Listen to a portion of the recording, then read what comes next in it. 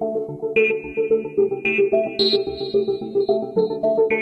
here in the toxicology unit, we test mainly DUI cases from officers that will submit a blood kit.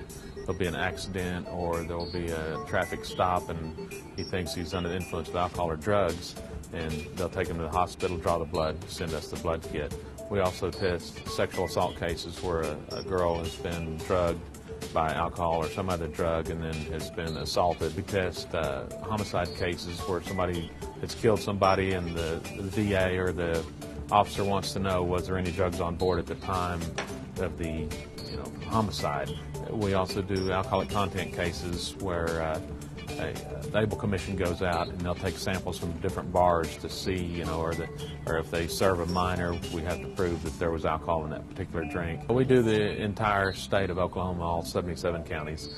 We get approximately 5,000 cases a year, and we have 5 chemists in this particular division that work it, so they all work about 1,000 cases a year.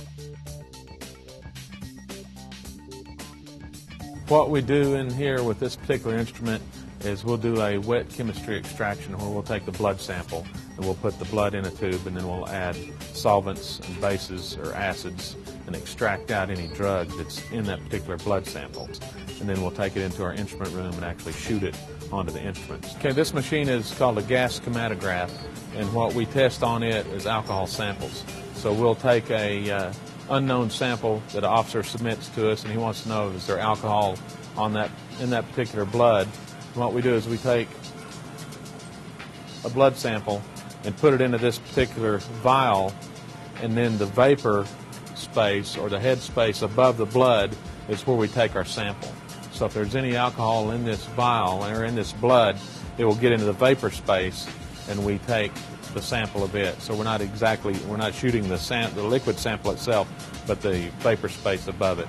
What we'll do is we'll take known concentrations like this. This is a mixture of alcohol and water, and it's a known concentration that we calibrate the instrument with. Once the instrument is calibrated correctly, we'll also shoot blanks to make sure there was no carryover and that everything's working properly. Once it's working properly, then we'll start the unknown cases. This particular instrument is a gas chromatograph with a mass selective detector on it, and what it does is when we perform the wet chemistry extraction of the blood in the laboratory, we will actually concentrate the sample down into a very small amount of liquid that can be injected onto the instrument. Again, we don't shoot blood directly on it. We do an extraction and then concentrate it into a small solvent. The small solvent is placed into this particular vial, and then the auto sampler will actually place it into the tower to be injected onto the instrument. And it goes through the gas chromatograph, which will separate out any compounds as far as retention time. So the time from injection and the time the compound actually comes out will give us some idea of what it may be.